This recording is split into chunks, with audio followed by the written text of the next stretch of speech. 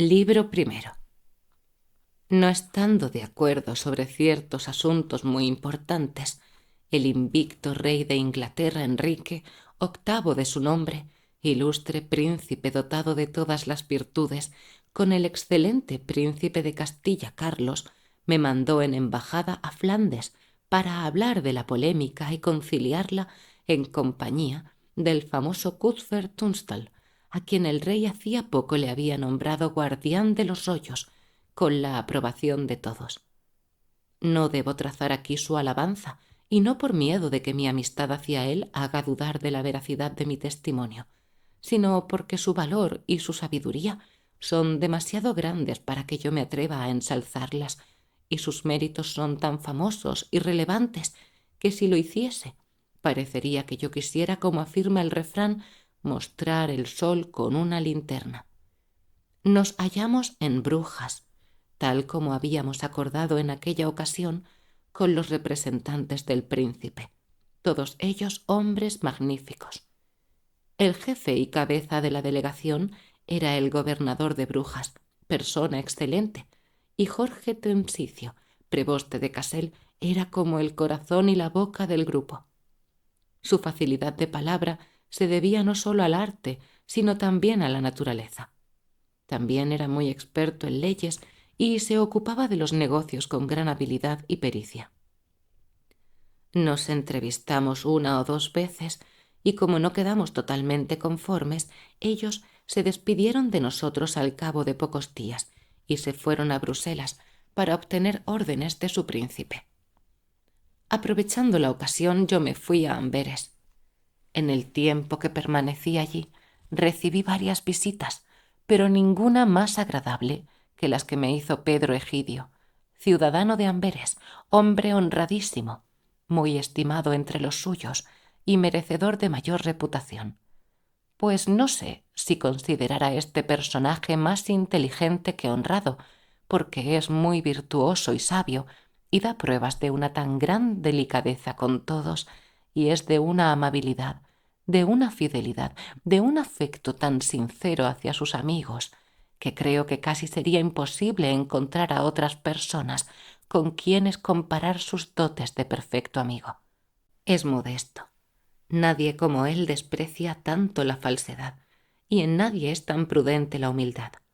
Además, su conversación es tan amena e ingeniosa, y sobre todo tan exenta de malicia, que hizo que su agradable trato y su charla suavizaran la tristeza que me invadía al encontrarme lejos de mi patria, de mi casa y de mis hijos, y sosegaran en parte el ardiente anhelo de volver a hallar los que tenía después de llevar 4 meses separados de ellos.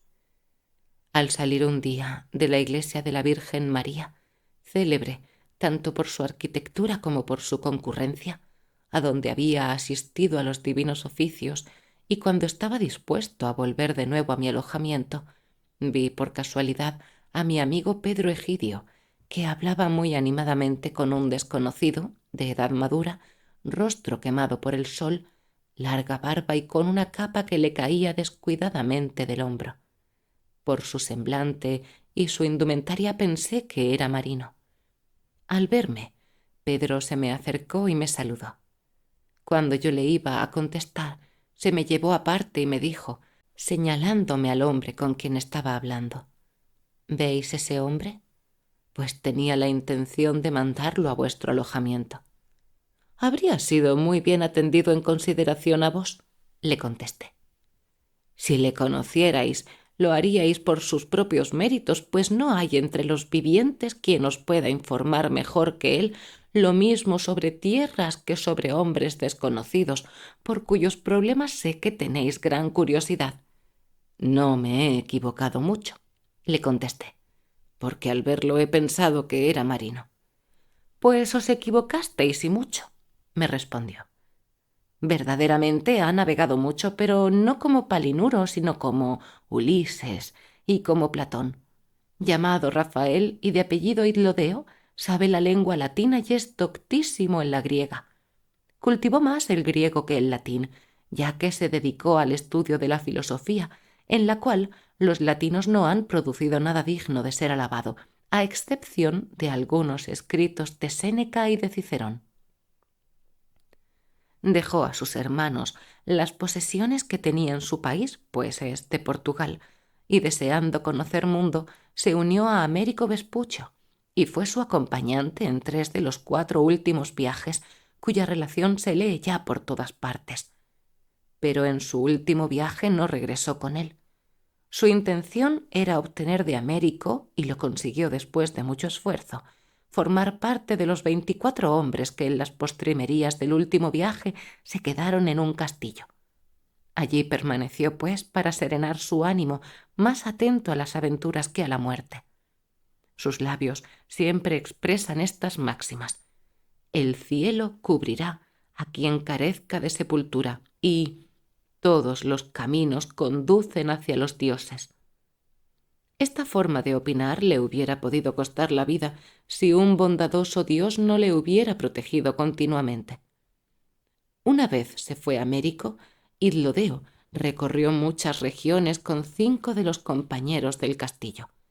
Con una suerte prodigiosa, desembarcó en Trapovana y de allí se dirigió hacia Calicut, donde casualmente encontró naves portuguesas, las cuales lo llevaron a su patria. Una vez Pedro me hubo relatado todo esto, después de agradecerle la atención que había tenido conmigo al proporcionarme un coloquio que suponía me satisfaría y del que había de gozar por tantos conceptos, me dirigí a Rafael. Nos saludamos mutuamente y manifestamos aquellas cosas corrientes que se acostumbran a decir al ser presentados. Seguidamente nos dirigimos a mi alojamiento y allí en el jardín nos sentamos en un banco cubierto de césped y comenzamos a hablar. Rafael nos relató cómo, una vez se fue Vespucio, él y los compañeros que quedaron en el castillo consiguieron paulatinamente, con agradables y delicadas palabras, ganarse la amistad de los habitantes y convivir con ellos no solo sin aversión, sino con familiaridad, y hasta llegar a ser muy estimado y considerado por cierto príncipe, cuyo nombre y nación no recuerdo, el cual era tan generoso que les proporcionó a él y a sus 5 compañeros todos los medios de transporte y lo preciso para proseguir el viaje, que por agua realizaban en balsas y por tierra en carros. También les cedió un guía muy fiel, quien los dirigió a otros príncipes para los cuales llevaban cordiales recomendaciones. De esta forma, después de viajar muchos días, encontraron suntuosas ciudades y poderosas y bien regidas repúblicas. Bajo el Ecuador y a los 2 lados del mismo, en casi todo el espacio que comprende la órbita del Sol, se encuentran extensas tierras quemadas por un constante calor. Allí todo parece triste, desolado y sobre todo muy desagradable. Están habitadas por animales feroces, serpientes y algunos hombres no menos fieros y salvajes que los mismos animales. Pero al apartarse del Ecuador, poco a poco todo se va suavizando. El clima es menos riguroso. El suelo está cubierto de una capa de verdor. Los animales son menos feroces. Y se encuentran de nuevo pueblos y ciudades donde es constante el comercio tanto por mar como por tierra, no solo con las comarcas cercanas, sino con regiones lejanas. Allí pudo visitar muchas tierras de ambos lados de la línea, pues todas las naves dispuestas a hacerse a la vela admitían a Idlodeo y a sus compañeros. Las naves que vieron en las primeras tierras que recorrieron tenían la carena plana. La vela era de papiros cosidos o de mimbres y algunas de cuero.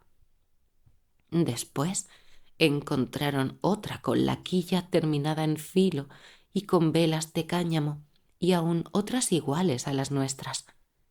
Los marineros eran muy expertos y conocían perfectamente todo lo referente al mar y al cielo.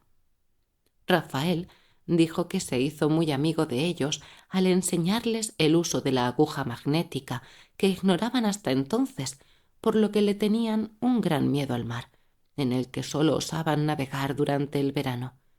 Pero ahora tienen tanta seguridad con el imán que no temen ya el invierno, y se aventuran más de lo conveniente, y es probable que lo que les pareció un bien se convierta, debido a su imprudencia, en el origen de grandes perjuicios.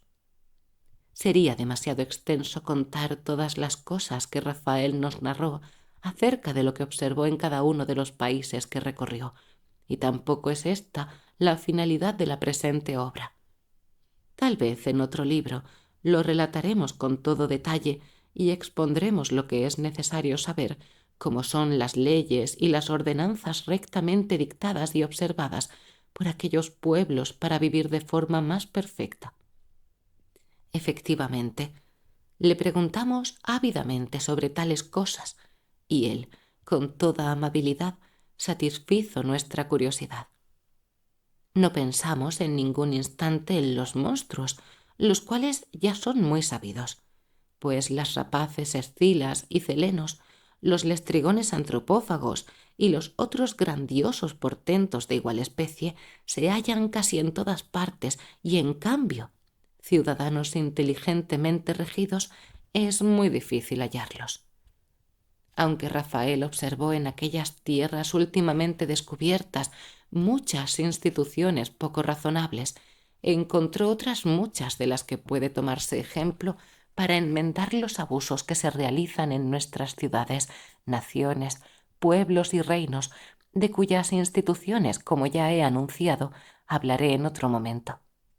Ahora quiero exponer solamente lo que nos narró acerca de las costumbres e instituciones de los utópicos, después de contar por qué camino llegamos a informarnos de aquel país. Rafael reparaba con gran agudeza los errores que había podido observar aquí y allá. Estudiaba lo mejor que entre nosotros, y entre ellos había observado, y demostraba poseer un conocimiento tan profundo de las leyes y las costumbres de cada uno de los distintos países, que parecía que hubiera permanecido toda la vida en cada uno de ellos. Admirado Pedro ante semejante hombre, dijo: «Realmente, amigo Rafael, no comprendo cómo no habéis entrado al servicio de algún rey, pues estoy convencido de que no hay ninguno al que no le fuerais de su agrado, porque sois idóneo para serle grato con vuestra experiencia y conocimiento de los hombres y de los países, para prestarle ayuda con vuestras advertencias e instruirlo con muchos ejemplos. Y con ello conseguiríais una vida prestigiosa, y a la vez podríais proporcionar a los vuestros más bienestar».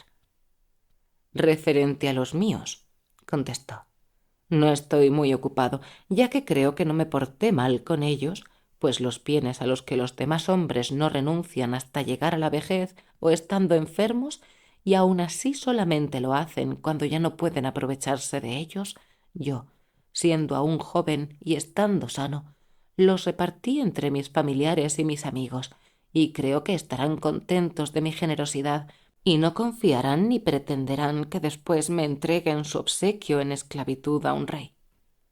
«Hermosas palabras son estas», repuso Pedro, «pero mi intención no es que sirváis a un rey, sino que le proporcionéis una vida plácida». «Apenas existe diferencia», contestó Rafael. «Opino», prosiguió Pedro, «que cualquier denominación que deis a este oficio es la más apropiada para ocupar vuestro tiempo de forma que realicéis algo provechoso para los hombres y para la sociedad, a la vez que mejoráis vuestra situación». «¿Más satisfecho yo?», replicó Rafael, «valiéndome de un medio contrario a mi manera de ser. Ahora hago lo que quiero, de forma que estoy segurísimo de que muy pocos purpurados consiguen semejante libertad, pues ya es bastante a estas horas el número de los aspirantes a la simpatía y afecto de los opulentos.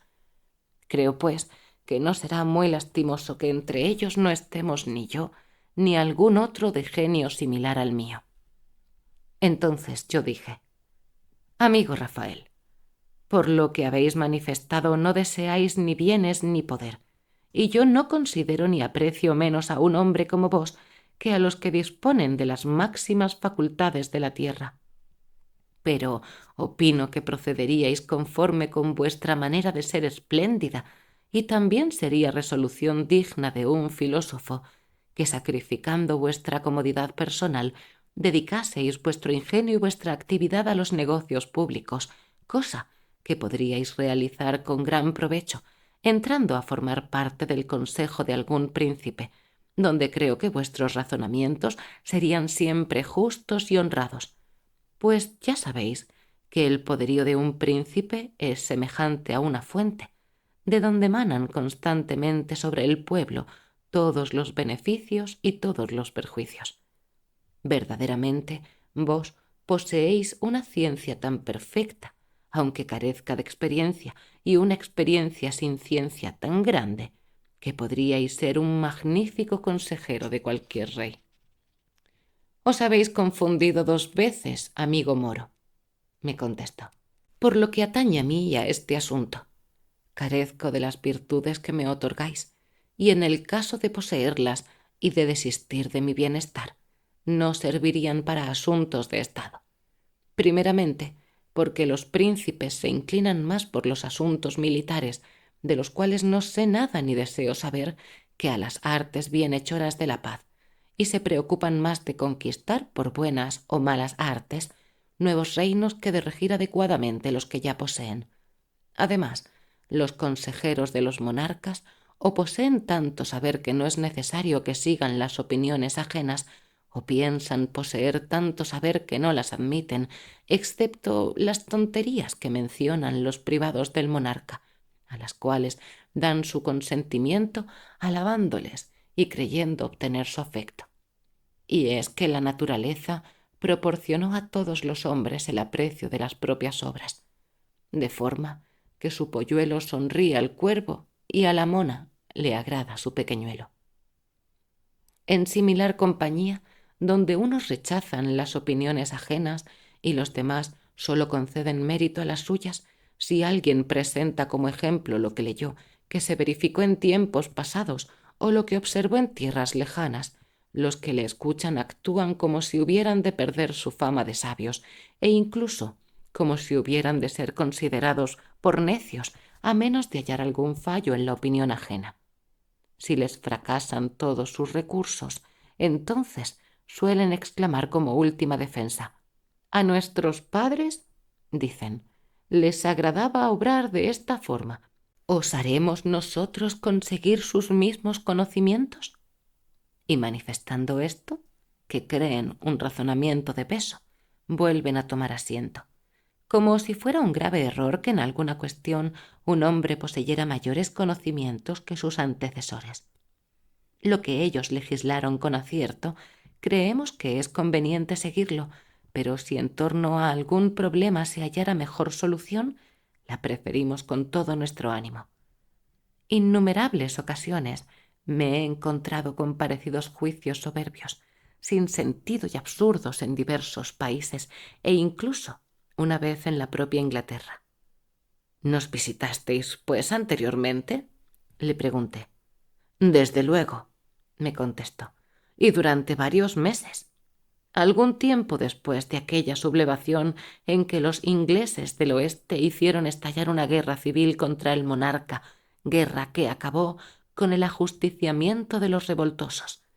En aquella época debí favores al reverendísimo padre John Morton, cardenal arzobispo de Canterbury, y en aquellos días Lord Canciller de Inglaterra, hombre, maese Pedro, porque Moro conoce bien lo que voy a deciros, no menos respetado por su autoridad que por su virtud y su entendimiento. Era de estatura mediana, y aunque cargado de años, todavía se le veía erguido. Su semblante inspiraba más respeto que temor. De trato agradable, se mantenía serio y grave. Tendía a probar a los solicitantes con vocablos un poco ásperos, pero sin juicios ofensivos. De esta forma deducía su discreción y su carácter. Los que testifican sin descaro con cualidades similares a las suyas le complacían y les ayudaba, considerándolos adecuados para ocupar los cargos públicos. Sus discursos eran brillantes y persuasivos, y su saber jurídico profundo y su impar ingenio estaba dotado de una memoria prodigiosa. La práctica y el estudio condujeron a la perfección sus innatas cualidades. Durante mi estancia allí, el monarca parecía que seguía sus consejos con gran atención, siendo considerado como uno de los mejores pilares del Estado. Efectivamente, muy joven fue llevado a la corte. Recién salido del colegio y durante toda su vida estuvo mezclado en los negocios más importantes. Castigado por la veleidosa suerte, había alcanzado con tan importantes peligros aquella experiencia de las cosas que cuando se posee cuesta mucho perder. El azar quiso que un día, todavía sentado a la mesa, estuviese presente cierto seglar que conocía perfectamente las leyes de vuestro país, y no recuerdo en qué circunstancia empezó a ensalzar con gran placer los rigores de la justicia que se les aplicaba a los ladrones. Aseguró que había visto alguna vez colgar hasta 20 en una misma horca y además decía que estaba muy admirado porque, siendo tan pocos los que se podían librar del suplicio, no comprendía cuál sería la causa que impulsaba a tan considerable número de individuos a infringir las leyes. Entonces yo, que podía hablar libremente ante el cardenal, le contesté: «No me sorprende. La pena de muerte como castigo del hurto no solamente es exagerada, sino opuesta al provecho público. Es excesivamente dura para castigar el hurto y no es eficaz para evitarlo. El simple hurto no es una falta tan grave que deba ser castigada con la muerte, y ningún castigo será suficientemente duro para evitar que roben los que no poseen otro recurso para vivir. En esto opináis, y gran parte del mundo os imita en ello, como los ineptos maestros que prefieren pegar a sus alumnos en vez de enseñarles. Los ladrones están condenados a una terrible y despiadada pena. Sería más humano proporcionar a cada uno los medios necesarios para vivir, sin que nadie, llevado de la necesidad, primero tuviese que robar para que después se le ajusticiase». «Se ha previsto eso», me contestó. «Existen las artes mecánicas, la agricultura, y si careciesen de esta inclinación innata al mal, les proporcionaría todo lo preciso para subsistir».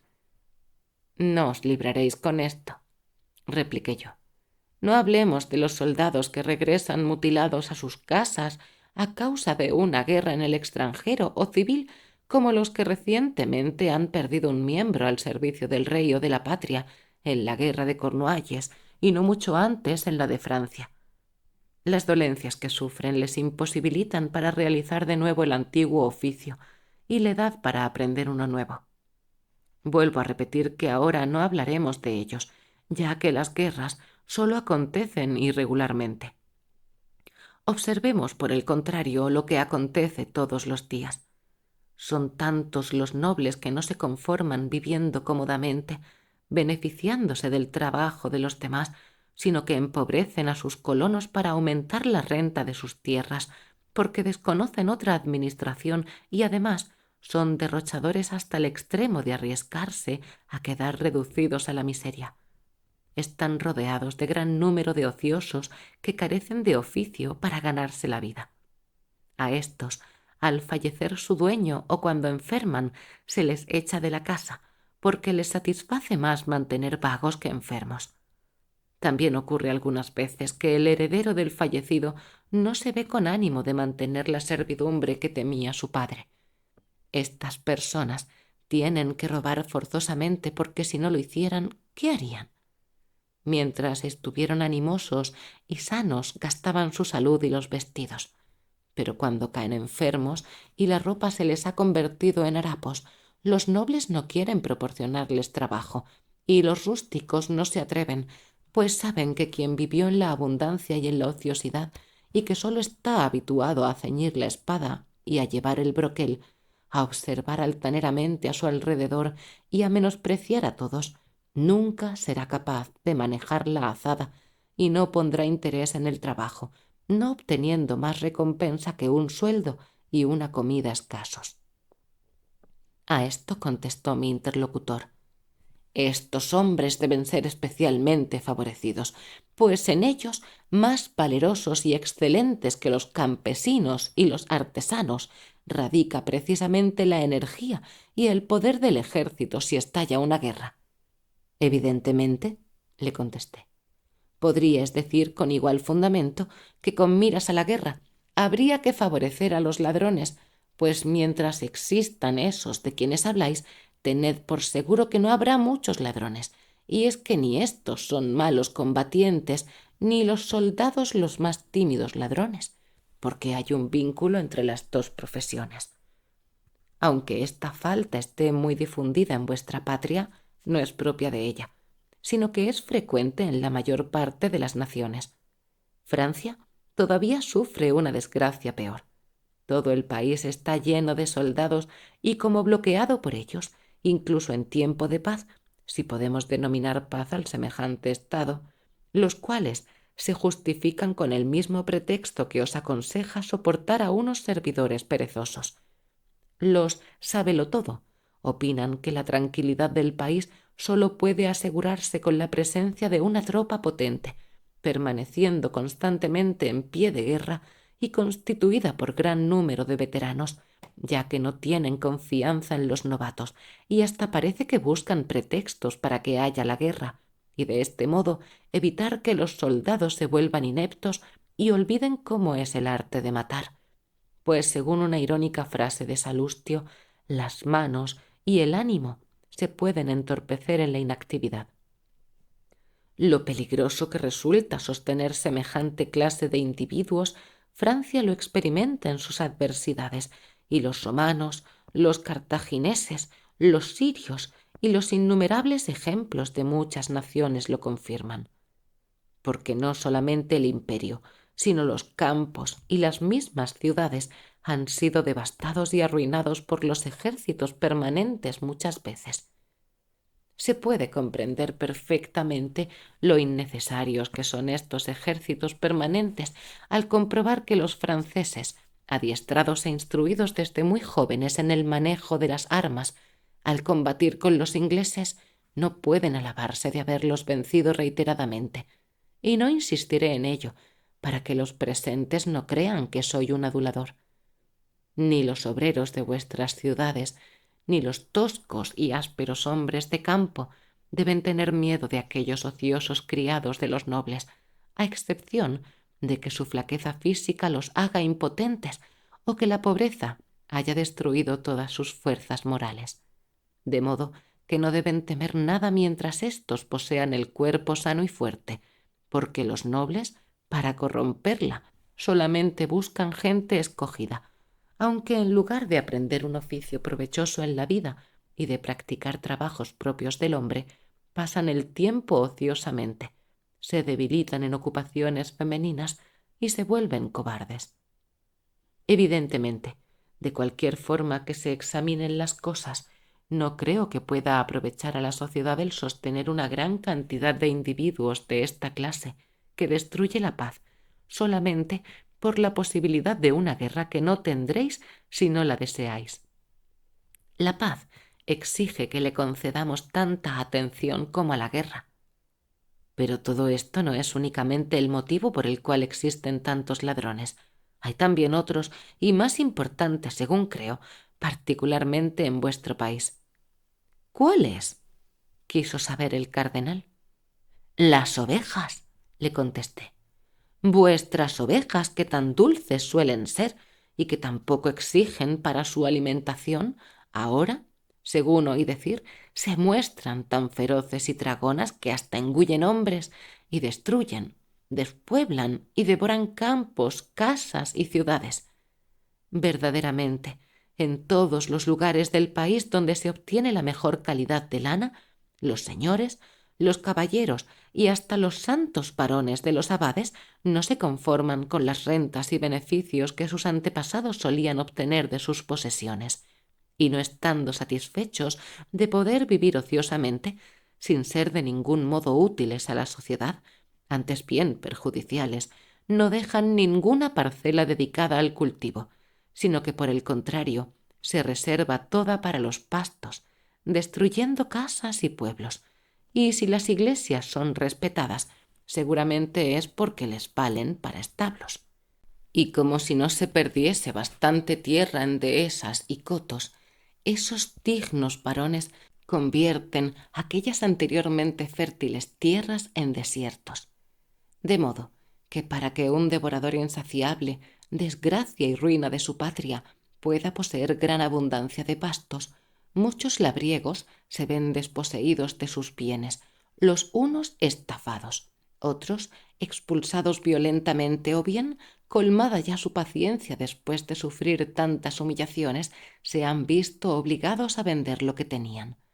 De todas formas, esos desventurados hombres y mujeres, maridos y esposas, huérfanos y viudas, emigran llevando los padres a sus pequeños, y estas familias son más numerosas que ricas, ya que la tierra necesita muchos brazos y se ven todos obligados a marchar. Dejan sus casas y sus amigos y no saben dónde refugiarse. Sus ajuares, por los que no podrían obtener mucho, suponiendo que encuentren quien se los compre, se ven obligados a venderlos por un precio vil que no les vale para sostenerse mucho tiempo. Entonces no les queda otro recurso que hurtar, por donde llegarán a la cárcel o se resignan a vivir de limosnas. Pero también en este caso los detienen por ser mendigos que no trabajan, ya que nadie quiere sus servicios, aunque ellos se ofrezcan con la mayor voluntad, porque su oficio es trabajar la tierra. Pero donde no se ha sembrado nada, tampoco hay necesidad de brazos, y un zagal y un rabadán se bastan para guardar las ovejas en una tierra que reclamaba muchos brazos cuando se la cultivaba. Y por este mismo motivo, la comida es muy cara en muchos sitios. Como ha subido el precio de la lana, los pequeños artesanos no pueden comprarla, viéndose obligados a dejar el oficio. Después de aquel aumento de los rebaños, la glosopeda se ha cebado en las ovejas, como si Dios, ante la avaricia de los propietarios, les hubiera enviado esta plaga, aunque habría sido más justo que los hubiera castigado a ellos y no al ganado.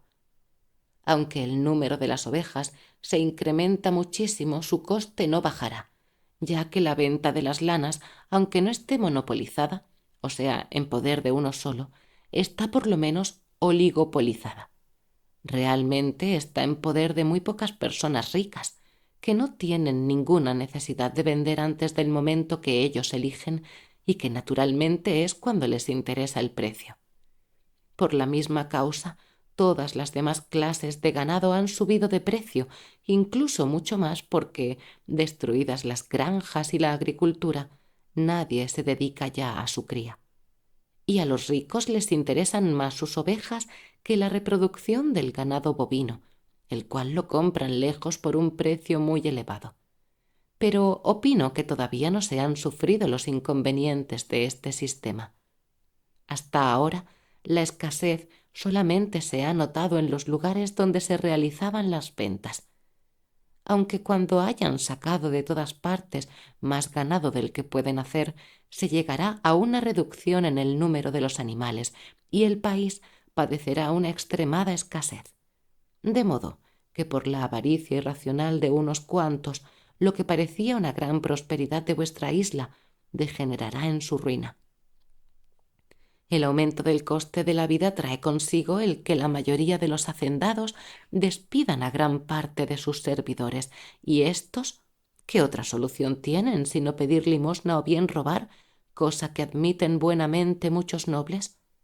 Y a esa lamentable escasez y a esa necesidad agréguese el lujo innecesario, pues los criados que sirven a los nobles, los artesanos y hasta los mismos campesinos, todas las clases sociales tienden al despilfarro, tanto en el vestir como en el comer.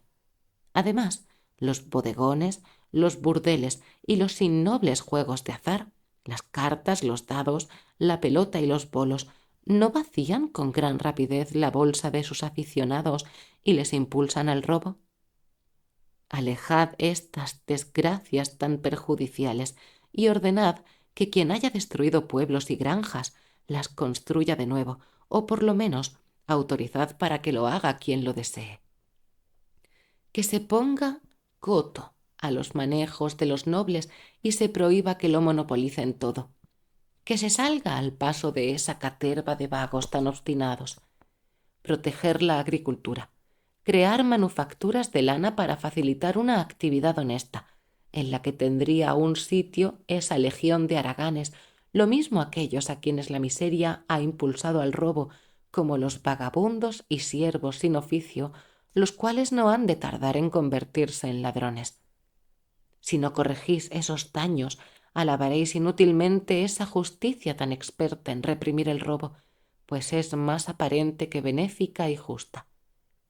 Permitís que se eduque tan deficientemente a los niños y que sus costumbres se corrompan desde pequeños, pero después los condenáis al llegar a hombres por faltas que en su niñez ya eran previsibles.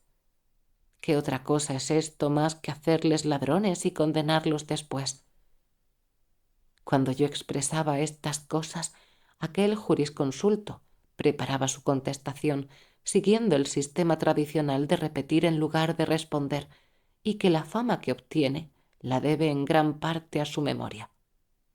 «Os habéis expresado muy bien», me dijo, «para ser extranjero, que más bien puede juzgar los acontecimientos por lo que le han dicho que por su propio criterio, lo cual os lo demostraré. Pero en primer lugar, ordenaré brevemente vuestras afirmaciones, haciendo observar seguidamente en qué manifestaciones habéis demostrado ignorar nuestras cosas. Después trituraré vuestros argumentos. En principio, diré que creo que habéis especificado 4 partes. Callaos, le dijo el cardenal, pues ese comienzo no augura una contestación escueta. O sea, que de momento os perdonamos la respuesta y lo dejamos para vuestra inminente entrevista, que me agradaría que fuese mañana, si ningún asunto os lo imposibilita a vos y a Rafael. Mientras, amigo Rafael, desearía escuchar por qué, según afirmáis, el hurto no debe ser castigado con el máximo suplicio, y qué otra pena más conveniente al interés público debería imponerse a tal falta, ya que con seguridad no pensaréis que tenga que tolerarse. Si actualmente observamos que no dudan en robar, aun sabiendo que se exponen a la muerte, cuando sepan que su vida no está en peligro, ¿qué fuerza, qué miedo podría detener y frenar a los delincuentes, quienes opinarían que la disminución del castigo es como una atracción a infringir la ley? «Estoy completamente seguro, padre benignísimo», le contesté, «de que es desproporcionada la pena de privar la vida por haber robado dinero. Opino que todas las riquezas de este mundo no se pueden igualar con la vida del hombre. Y quien me afirme que el castigo procede de la ley infringida y no del dinero perdido, le contestaré que por qué motivo se considera derecho supremo al que origina la injusticia suprema, puesto que nada apoya a la justicia la dureza de los decretos legislados por el dictador romano Manlio, que saca la espada por cualquier cosa sin importancia, ni se trata de seguir los principios de los estoicos, que situando todos los errores a un mismo nivel, creen que nada distingue al asesinato del robo, a pesar de que, si la justicia posee algún valor, carecen de toda similitud y relación. Dios ha condenado el asesinato, ¿y debemos asesinar tan fácilmente por el hurto de una insignificante cantidad de dinero? Si alguien considera esta prohibición divina del asesinato como imposible de aplicar en los casos en que la ley dictada por la sociedad humana prevé la pena capital, ¿qué dificultará a los hombres justificar igualmente la violación, el adulterio y el perjurio? Dios se opone no solamente a que privemos de la vida a nuestro prójimo, sino incluso que dispongamos de la nuestra. Y si dictásemos una ley que ordenara nuestra mutua decapitación, tal ley contravendría los mandamientos divinos. Si los esbirros están exentos de culpabilidad y ordenan la matanza de todos los condenados por un veredicto humano, resultaría que la justicia de Dios solamente se administraría en lo que consentiría la justicia humana, y serían los hombres los que en cada caso determinarían en qué proporción sería conveniente seguir los mandamientos de la ley de Dios.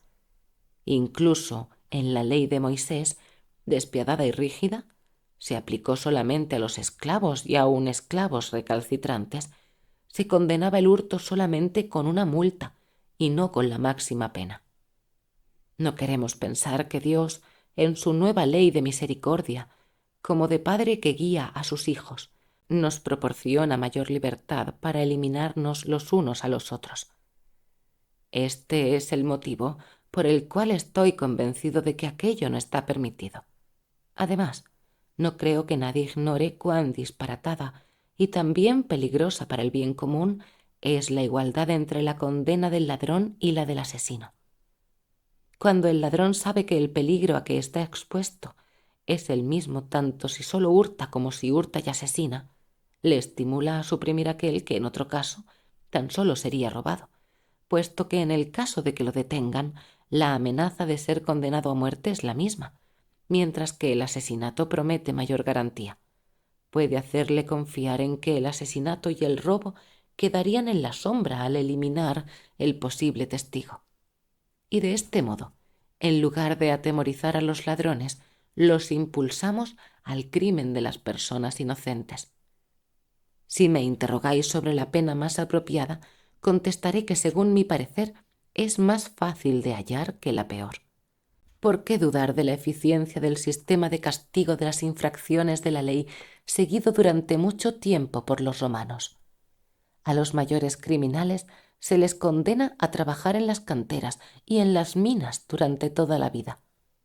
Respecto a esto, no he visto en ningún pueblo nada que, según mi parecer, pueda igualarse a lo que he observado durante mis viajes por Persia, entre los denominados generalmente polileritas, cuya población no es reducida ni está mal regida. Se gobiernan por sus propias leyes, con la única excepción de que abonan un tributo anual al rey de los persas. Su territorio, muy lejos del mar, está casi rodeado de montañas y se conforman con los productos que la tierra les ofrece, que es de buena calidad, por lo que ni salen de su territorio, ni los demás se entremeten en el suyo. Fieles a las tradiciones de su país, piensan en ensanchar sus límites y sus montañas, tanto como el impuesto que abonan al extranjero les ponen a salvo de todo ataque. Dispensados de todo servicio militar, viven en medio de una apacible felicidad, sin envidiar esplendores y gozando de la vida más que nobles insignes. En ese pueblo, los hombres acusados de robo se les exige la devolución a su dueño y no al príncipe, como se acostumbra en otros países, de la cosa sustraída, pues entienden que el príncipe no posee más derecho que el mismo ladrón sobre el objeto robado, y si ese objeto se extravía, se calcula su precio y se saca de los bienes del culpable, y lo que queda es para su esposa y sus hijos, siendo él condenado a trabajos públicos. Y mientras al robo no se le añadan algunos motivos que lo agraven, los ladrones no son encarcelados ni cargados de cadenas, y libres y sueltos se les emplea en trabajos de utilidad común.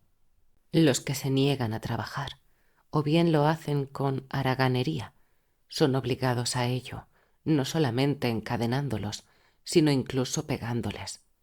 En cambio, los que se demuestran voluntariosos en el trabajo son muy bien tratados y únicamente se les encierra de noche en sus celdas después de comprobar que no falte ninguno. O sea, que no han de sobrellevar otra carga que el trabajo ordinario y se les proporciona el suficiente alimento. No se les trata peor que a las restantes personas que trabajan para el Estado y son sostenidos a costa del público de varias formas. Por ejemplo, el beneficio de las limosnas se destina algunas veces a tales fines, y aunque este producto parezca muy insignificante, no existe otro más generoso, por ser el pueblo muy clemente. En otros sitios se destina para tal finalidad una renta especial que se recauda mediante un tributo obligatorio. En algunos lugares, los condenados no realizan ningún trabajo público, sino que cualquier señor que carezca de jornaleros los contrata por el tiempo que los necesite, retribuyéndoles con un salario un poco más reducido que el de los jornaleros que gozan de libertad, y posee, además, el derecho de pegar a los perezosos. De este modo, a los penados nunca les falta trabajo y consiguen lo necesario para subsistir. Lo que sobra ingresa en el erario público. Todos van vestidos de un color especial y no se les corta el pelo, exceptuando en la parte de la cabeza que está sobre las orejas, una de las cuales ha sido ligeramente recortada. Se les permite recibir regalos de sus amigos como alimentos, bebidas, vestidos del color fijado, pero obsequiar dinero conduce a la muerte tanto al que lo da como al que lo acepta. No menos delictivo es que el hombre que goza de libertad por cualquier circunstancia tome dinero de cualquier esclavo, que así denominan a los penados, y al esclavo que toque con sus manos armas. Cada región señala a los condenados con un signo diferente, y si uno se la borra es condenado a muerte, y la misma pena si sale fuera de los límites del distrito o si conversa con otro penado de distrito distinto. El propósito de fugarse no es menos arriesgado que la misma fuga, pues quien se hace cómplice de tal intención pierde la vida si es esclavo y la libertad si goza de ella. Está determinado que las acusaciones se premien, al hombre libre con dinero, al esclavo concediéndole la libertad, y a los dos se otorga amnistía y perdón para que nadie tenga ocasión de pensar que posee más garantía perseverando en el delito que arrepintiéndose. Estos son los preceptos y reglas de ese pueblo al que me refiero, donde abiertamente se puede observar cuánta idea de humanidad y de convivencia pública posee. Si la ley es dura para eliminar el vicio, se trata a los condenados de modo que vuelvan a ser forzosamente honrados y enmienden durante el resto de su vida todos los daños que hicieron anteriormente. No parece que vuelvan de nuevo a sus antiguos hábitos. Se les tiene mucha confianza, hasta el extremo de que los viajeros que emprenden algún viaje tienen la seguridad de que los guías de mayor confianza son esos esclavos, cambiando de guías al llegar a los límites de cada provincia. Nada impulsa al penado a robar, pues se sabe indefenso y comprende que el dinero acusaría rápidamente su falta. Si le atrapan, le espera el castigo y carece de toda esperanza de fugarse. Pues ¿cómo podría esconderse y encubrir su herida con un vestido que lo distingue de los demás si no es que huya desnudo? Y aun en este caso, la oreja le acusaría. Tampoco se teme que atenten contra el orden instituido, pues hay el peligro de que un proyecto de tanto volumen no puedan realizarlo solamente los vecinos, sin sobornar e invitar previamente a los de otras muchas regiones que están tan imposibilitados de atentar contra el orden como que no pueden reunirse, ni se les autoriza a hablar entre sí, ni saludarse, ni osarían exponer un proyecto parecido a sus amigos, ya que saben a lo que se exponen al guardar este secreto y lo beneficioso que es denunciarlo.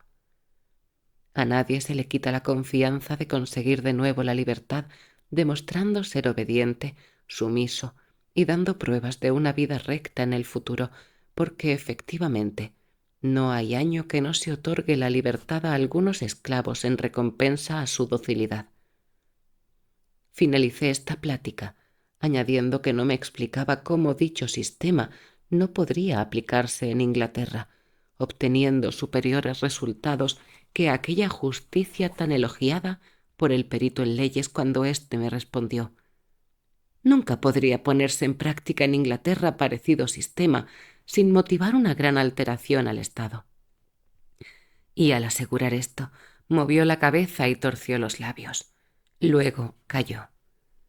Todos los oyentes estuvieron de acuerdo con sus palabras. Sería muy difícil, repuso el cardenal, adivinar si sería adecuado y seguro ese método antes de comprobarlo. Sin embargo, si el príncipe, una vez hubiera ordenado la última pena, retardase la ejecución, podría probarlo a condición de prohibir los privilegios de los lugares de asilo. Y si diese resultados satisfactorios, podría ser conveniente introducirlo. De lo contrario, no quedaría otro remedio que el de llevar a los previamente penados al suplicio. Ello no sería más perjudicial para el interés común ni menos igualitario que el cumplimiento inmediato de la sentencia, y en el intermedio el procedimiento no ofrecería ningún riesgo. También opino que podría emplearse sin ningún temor con los vagabundos, contra los cuales hemos ordenado hasta ahora tantas leyes sin que hayamos logrado nada positivo.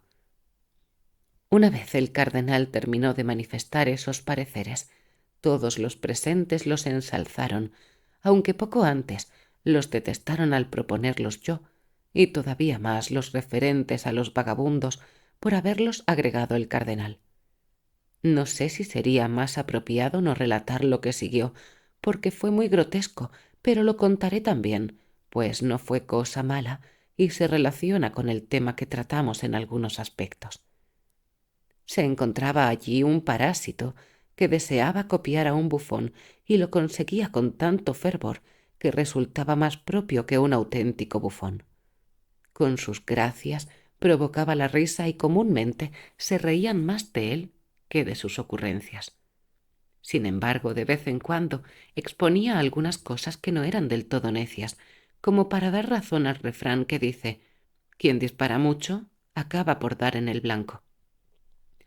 Uno de los invitados declaró en aquel momento que ya que mi plática se había referido a problemas sobre los ladrones y el cardenal había tratado sobre los vagabundos, solamente faltaba una solución que protegiese a aquellos a quienes la enfermedad y la madurez les conducían a la pobreza, sin posibilidad de ganarse su sustento trabajando. Y a esto respondió el bufón: permitidme que repase esta cuestión. Mi mayor anhelo es apartar de mi vista el espectáculo de las personas que frecuentemente me han perturbado con sus lamentos y sus lágrimas para sacarme dinero, sin que hasta el momento presente hayan podido enorgullecerse de haber obtenido de mí ni un ochavo. Siempre me ocurre una de estas dos cosas: o no quiero darles dinero o no puedo dárselo porque no lo tengo. Pero ahora comienzan a conocerme y para no perder tiempo ya no me molestan, pues saben que de mí no pueden esperar nada. De modo que ordeno que todos los mendigos sean repartidos en los conventos de benedictinos para transformarlos en lo que los frailes llaman legos, y decreto que las mujeres sean todas monjas.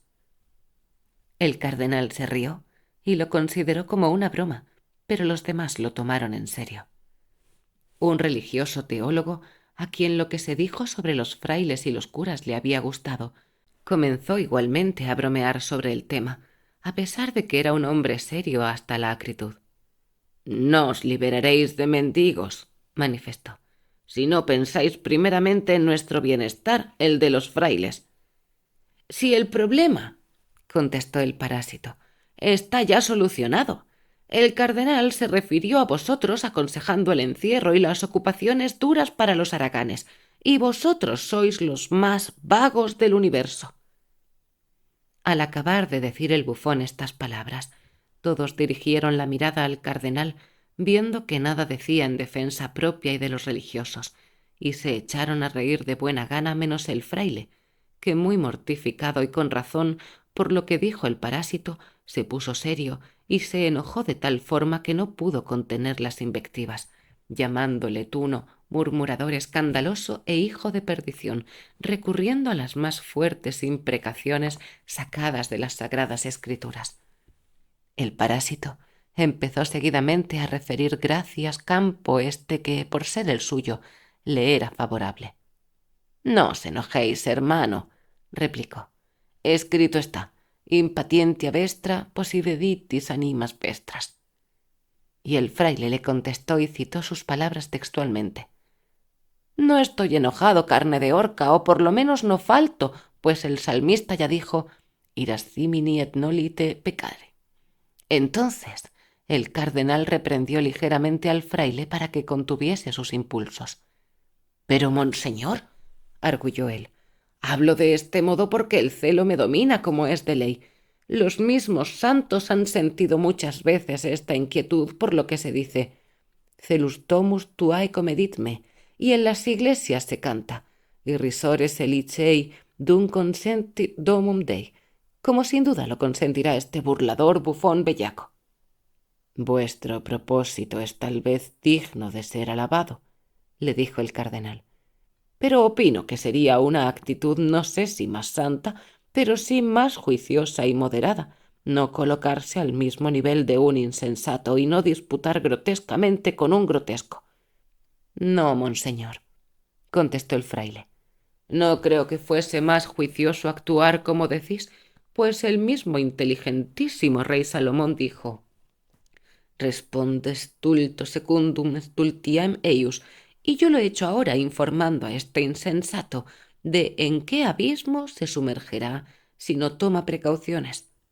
Y si los que se rieron de Eliseo porque era solamente un hombre calvo sufrieron la cólera del calvo, ¿cómo no ha de sufrir la mayor ese que se ríe de los frailes entre los cuales abundan los calvos? Y además hay una bula papal según la cual los que se ríen de nosotros quedan excomulgados. El cardenal, viendo que la cosa no parecía que fuese a terminar, despidió con un gesto al parásito y dirigió hacia un campo más sosegado la conversación. Poco después se levantó de la mesa y nos pidió para conceder audiencia a sus allegados. Ya veis, amigo Moro, cuán largamente os he fatigado con mis palabras. Me avergonzaría de haber hablado tanto tiempo si no fuera porque lo hacía para complacer vuestros ruegos y porque he notado que me escuchabais con mucha atención. Tal vez hubiera podido ser más sobrio, pero he creído que sería más conveniente narrar toda la historia para exponer los pareceres de los invitados que habían empezado por menospreciar mis palabras, pero comenzaron a ensalzarlas cuando vieron que el cardenal no las encontraba disparatadas y fueron tan grandes aduladores que aceptaron los dichos de un bufón, considerándolos en serio, mientras su propio amo sólo los aprobaba por broma. Y de ahí podréis comprobar en cuán gran aprecio me tendrían a mí y mis consejos los cortesanos. Amigo Rafael, le contesté, el oíros me proporcionó mucho gozo, y vuestras palabras son muy delicadas y discretas. Casi creí volver no solamente a mi país, sino también a la infancia por virtud del feliz recuerdo de aquel cardenal en cuyo palacio fui instruido en mi niñez. No podéis suponer cuánto más os aprecio ahora al recordarme aquel hombre a quien con tanto fervor alabáis, a pesar de serme ya tan agradable anteriormente. Pero no cambia mi criterio de que si hacéis algún esfuerzo para no detestar las cortes de los príncipes, vuestros consejos podrían ser de gran provecho para el bien común. Ningún deber os obliga tanto como ese de ser un buen ciudadano, según el parecer de vuestro Platón, para quien sólo serán dichosos los pueblos del futuro, cuando los filósofos se transformen en reyes y los reyes en filósofos. Cuán lejos está todavía semejante felicidad si los filósofos no quieren aconsejar a los reyes. Los filósofos, contestó él, no son tan egoístas que gustosamente no consientan en hacerlo, y muchos lo han realizado ya en sus libros, pero algunas veces los que gobiernan no quieren prestar atención a sus consejos. Platón ya anticipó discretamente que los reyes, excepto los que eran filósofos, no seguirán los consejos de los sabios, porque sus almas están ya impregnadas y empapadas de malignas ideas desde la niñez, lo cual el mismo Platón pudo comprobar al lado de Dionisio. Si yo ofreciera juiciosas y modeladas proposiciones en la corte de cualquier rey, si intentase desarraigar de su país los orígenes de serios perjuicios, ¿no creéis que me echarían o se burlarían todos de mí? Imaginad que estuviese al lado del rey de Francia y que fuese miembro de su íntimo consejo, donde el monarca dirige el círculo de sus políticos más ingeniosos y que tratan de asuntos muy importantes. ¿Con qué maniobras y maquinaciones se podrá conservar Milán?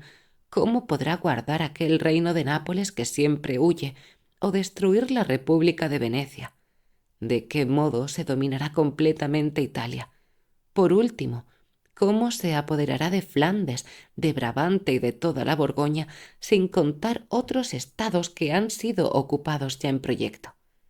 Uno propone hacer un trato con los venecianos que durará tanto tiempo como sea preciso y exponerles el propósito de darles parte del botín que será recuperado una vez la intriga haya finalizado según sus designios. Otro opina que se deben reclutar alemanes. Un tercero, que se debe seducir a los suizos. El parecer de éste es ganarse la voluntad de la majestad imperial mediante un sacrificio de oro. El de aquel es negociar con el rey de Aragón, entregándole como muestra de buena voluntad el reino de Navarra, que pertenece a un tercero, mientras otro cree que es necesario captarse al príncipe de Castilla con la desconfianza de un pacto, ganándose anteriormente a algunos señores de la corte que serán sobornados mediante dinero. Seguidamente surge el máximo nudo de la cuestión: Inglaterra. Se acuerda tratar la paz y unir con los lazos más fuertes una alianza siempre endeble. Se le dará el nombre de amiga, pero se la temerá como si fuese enemiga. Se tendrá siempre prevenidos y dispuestos a los escoceses, los cuales deberán permanecer atentos como centinelas, y al observar el menor movimiento de los ingleses, podrán ser lanzados contra ellos. Se mantendrá en secreta reserva, ya que los pactos se oponen a hacerlo claramente a algún noble personaje que aspire al trono, con lo que se tendrá atado al monarca del que se sospecha. Y si entre tantos importantes asuntos, ante tal cantidad de ingeniosos hombres que conjeturan a cuál más las soluciones bélicas, surgiese yo, un hombre insignificante, para exigirles que mudaran de ruta y aconsejase evacuar Italia y permanecer en casa, ya que Francia es tan extensa que casi es imposible que la gobierne juiciosamente un solo hombre, y el soberano no debe pensar en agregarle nuevos territorios. Y si, por ejemplo, pudiese, impondría la determinación que adoptaron los acorianos, un pueblo situado frente a la isla de Utopía, hacia el Euronotos, los cuales lucharon en otra época porque su soberano, en virtud de un pacto, aspiraba al trono de un reino vecino. Una vez sometido, comprobaron que era tan agotador retenerlo como conquistarlo, pues aumentaron las revueltas y las intervenciones en beneficio o perjuicio de los nuevos súbditos. Jamás fue posible licenciar al ejército. Todos los ingresos que se obtenían en el país se iban al exterior. Se derramaba la sangre propia para la gloria ajena, y en ninguna parte se disfrutaba una paz firme. La guerra había depravado las costumbres y estimulado la afición al saqueo, dando valor para asesinar. Las leyes no eran respetadas porque el monarca, que debía cuidar de dos reinos a un mismo tiempo, no podía dedicarse exclusivamente a uno solo. Cuando los acorianos se dieron cuenta de que tales desgracias no finalizarían nunca, se reunieron en asamblea y con mucha delicadeza colocaron al monarca en el dilema de elegir entre los dos reinos el que más deseara, exponiéndole que no podía ejercer dos potestades porque eran demasiado numerosos para poder ser regidos por medio soberano, como nadie aceptaría compartir con otro los servicios de un mismo mozo de mulas. De este modo presionado, el buen monarca no tuvo otra solución que conformarse con su antiguo reino y ceder el nuevo a uno de sus amigos, quien, por otra parte, pronto fue desterrado. Y si además yo sostuviese que todas esas guerras, al alterar tantas naciones, debilitan los erarios, arruinan a los pueblos y terminen como terminen, siempre resultan inútiles, y que por el contrario, lo más adecuado sería conservar el reino de sus antepasados, haciéndolo próspero? Si intercediese para que apreciase a sus súbditos y se hiciese querer por éstos, que habitase entre ellos y les gobernase juiciosamente, y no molestase a los otros reinos cuando se tiene suficiente con el que se posee y todavía sobra, con un discurso parecido. ¿Con qué oídos suponéis que sería escuchado, amigo moro? No muy agradablemente, le contesté. Prosigamos, pues, siguió diciendo Rafael. Cuando el monarca y sus consejeros discuten y buscan el medio de aumentar el tesoro, uno sugiere elevar el valor nominal de la moneda cuando se trata de abonar y de disminuirlo por debajo de lo justo cuando se trata de cobrar. Así, resultará que se hacen grandes gastos con muy poco numerario y se obtiene mucho dinero cuando debería percibirse poco. Otro propone aparentar una guerra apremiante, y cuando se haya cobrado un tributo instituido con este motivo, el rey hará celebrar la paz con grandes ceremonias religiosas, cuya ostentación y esplendor asombrará al bajo pueblo y conseguirá que se le aclame como un soberano devoto que salvó las vidas de sus súbditos. Un tercero aconseja que vuelvan a ponerse en vigor ciertas leyes ya anticuadas por el prolongado desuso, y como nadie las recuerda y todos las transgreden, no impondrán multas y más multas. Este es un negocio muy honrado, porque se encubre con la máscara de la justicia y aporta mucho dinero. Seguidamente, otro cree que sería conveniente obstaculizar mediante una serie de prohibiciones, castigadas con elevadas multas, una serie de cosas, principalmente las que no son provechosas para el pueblo. Aquellos cuyos intereses fueran lesionados por dichas prohibiciones serían dispensados de ellas mediante el abono de una cantidad de dinero. Con ello, el rey sería apreciado por su pueblo y lograría doble ganancia. Por una parte, el dinero de los codiciosos que hubieran transgredido y por otra parte el de las dispensas.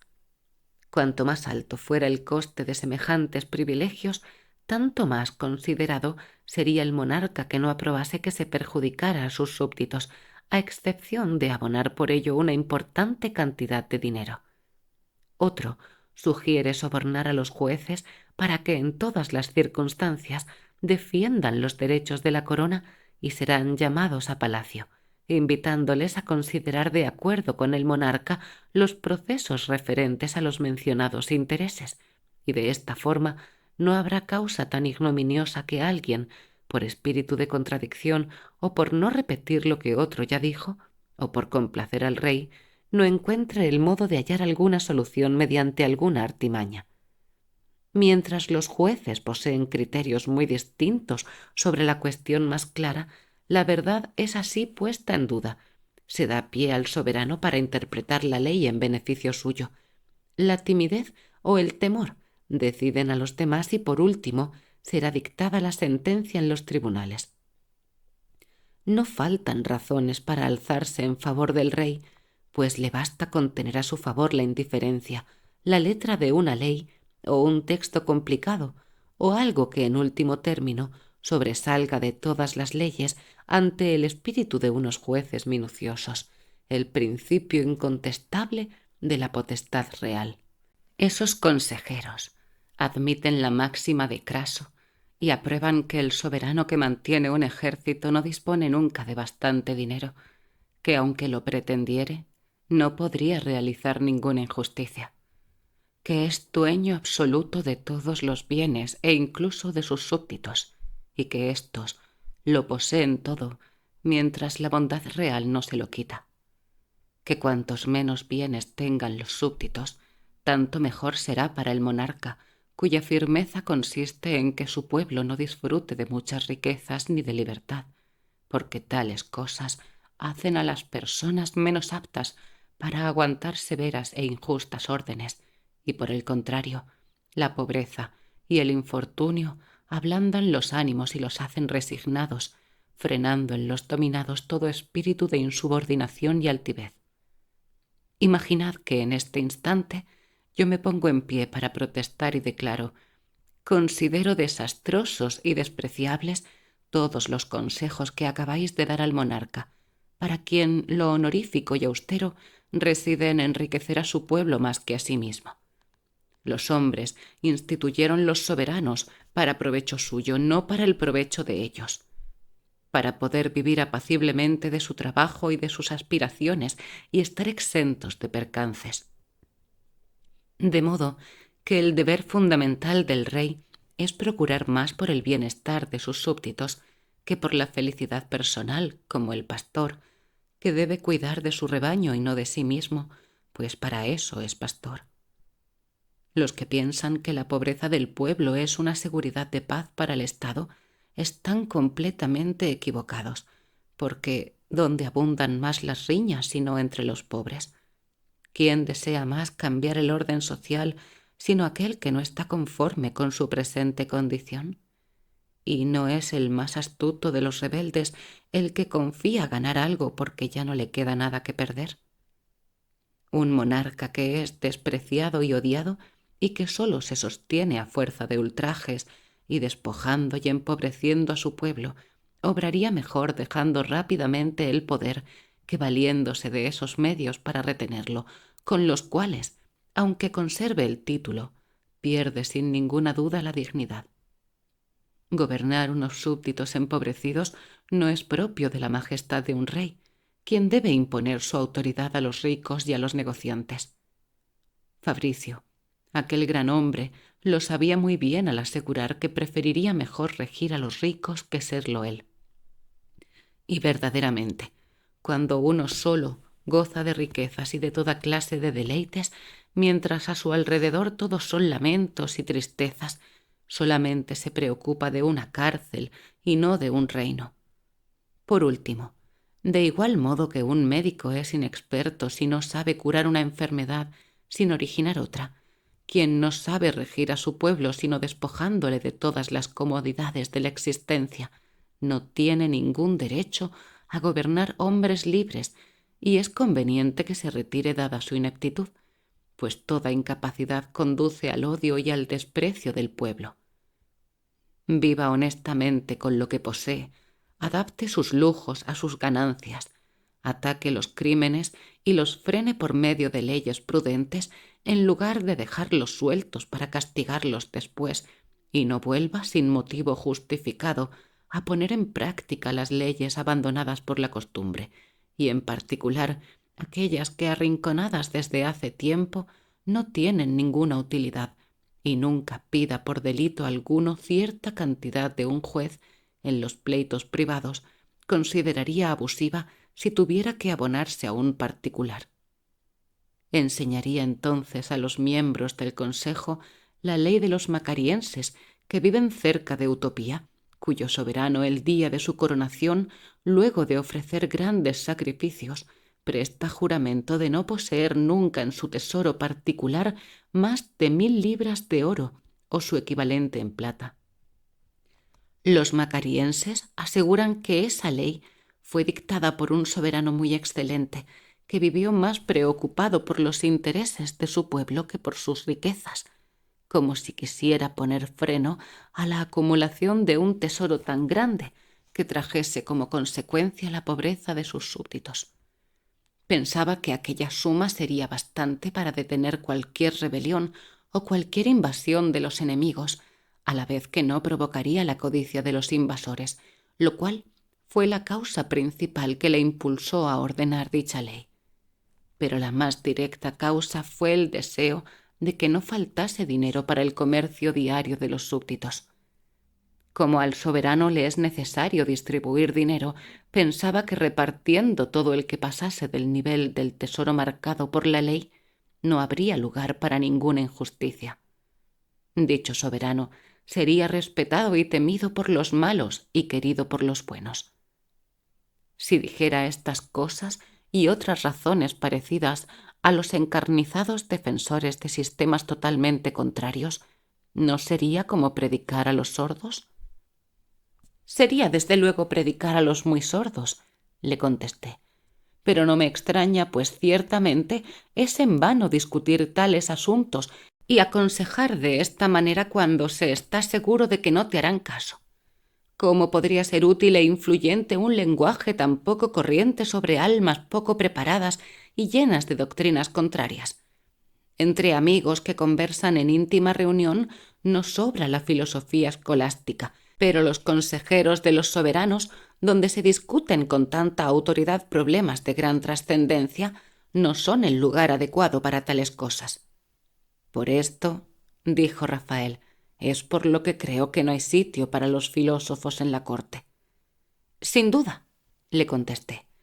Verdaderamente la filosofía escolástica, que se cree apta para poder ordenarlo todo, no puede utilizarse en todas partes, pero hay otra filosofía más sociable, que conoce exactamente el teatro del mundo y sabe acomodarse perfectamente a él, respetando convenientemente y con agrado el papel que le ha sido repartido en la obra. Esta es la filosofía que debéis prohijar.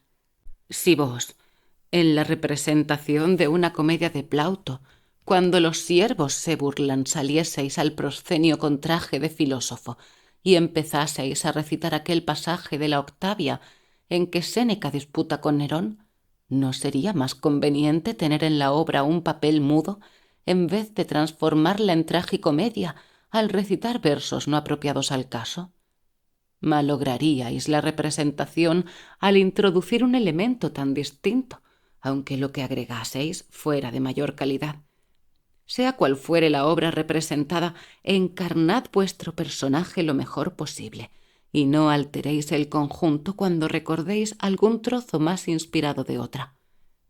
En los asuntos referentes al Estado y en los consejos de los soberanos ocurre igualmente. Aunque os veáis impotentes para desterrar las perversas opiniones y enmendar las faltas acostumbradas, no por ello debéis eximiros del Estado y dejar la nave en medio de la tempestad, porque os es imposible dominar los vientos, y tampoco mantener una doctrina extraña ante personas que opinen distintamente y a las que es casi imposible convencer.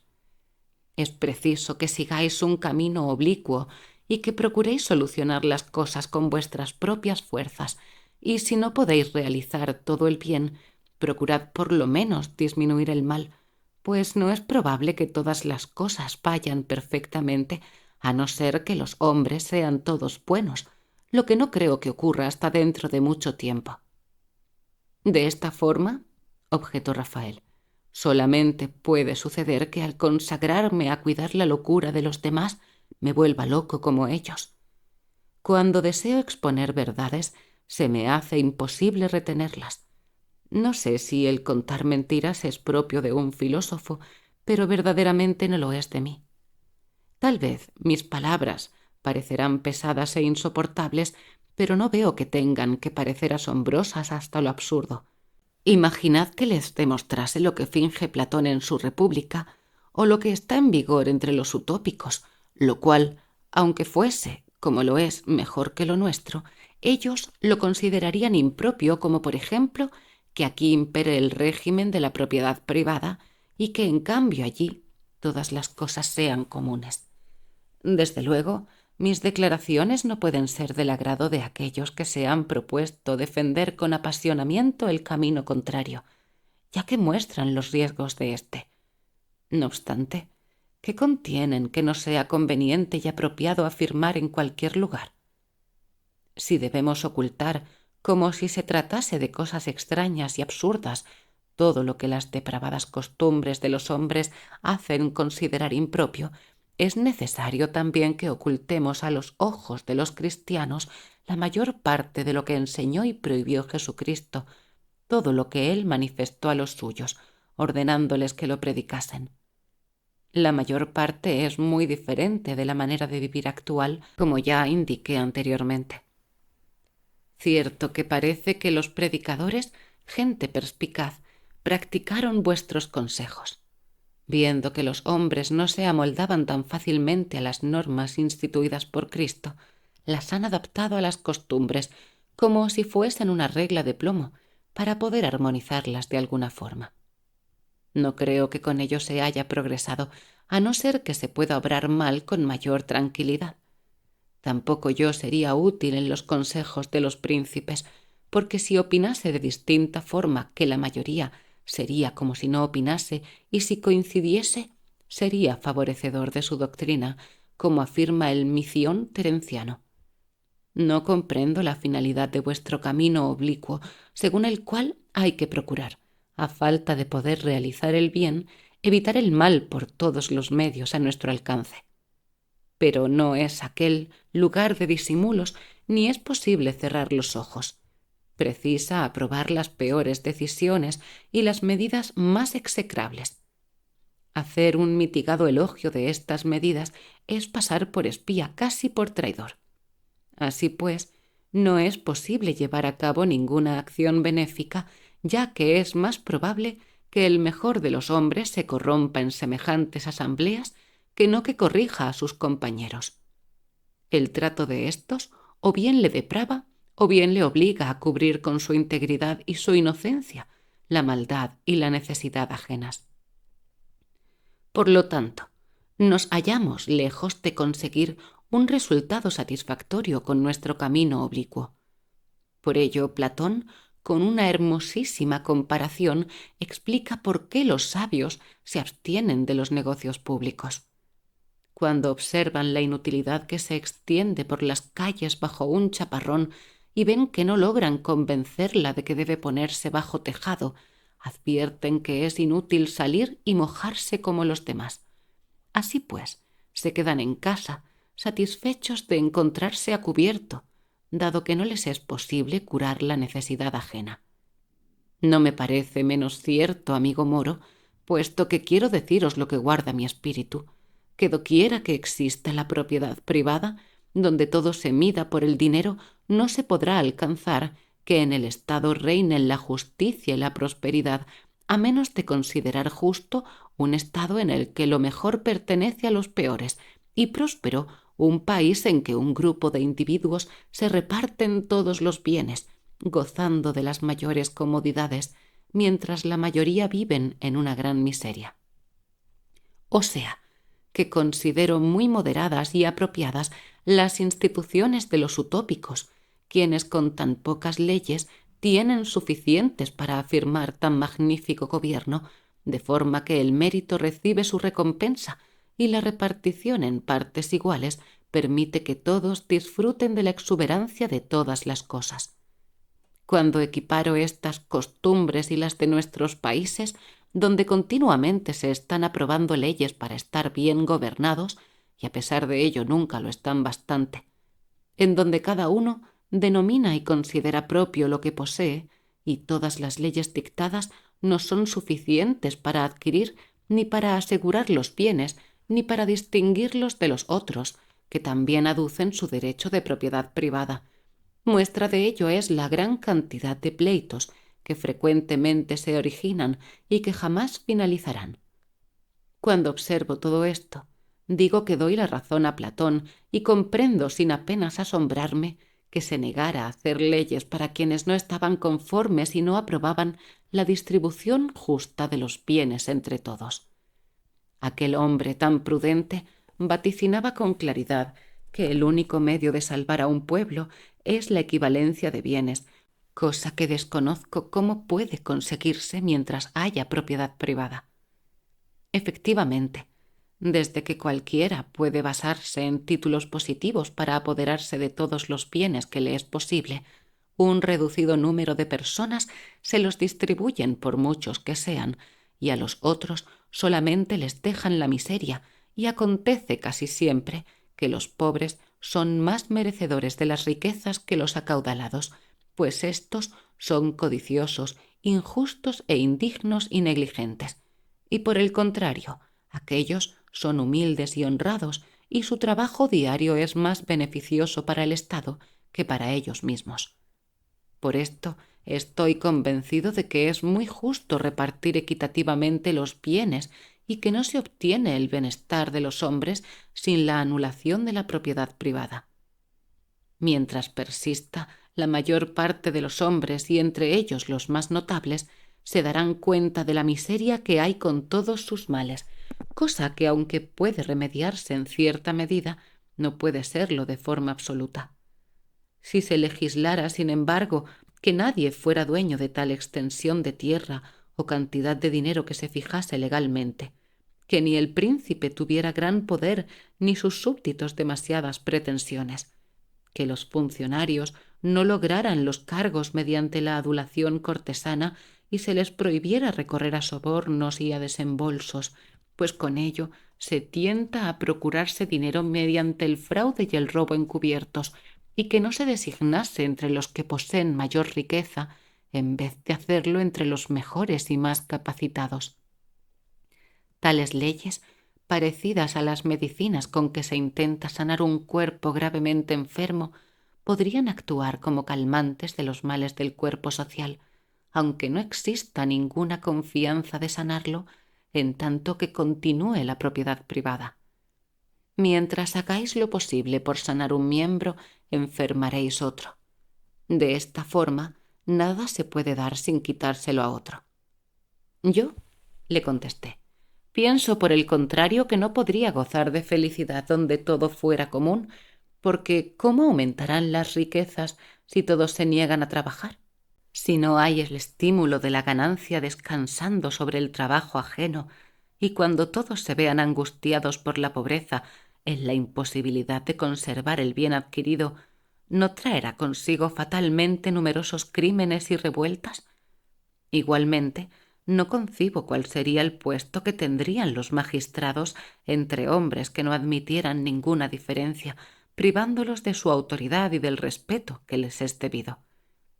No me sorprende vuestra opinión, contestó, pues bien se ve que no sabéis concebir un estado como este o que sólo poseéis concepciones erróneas.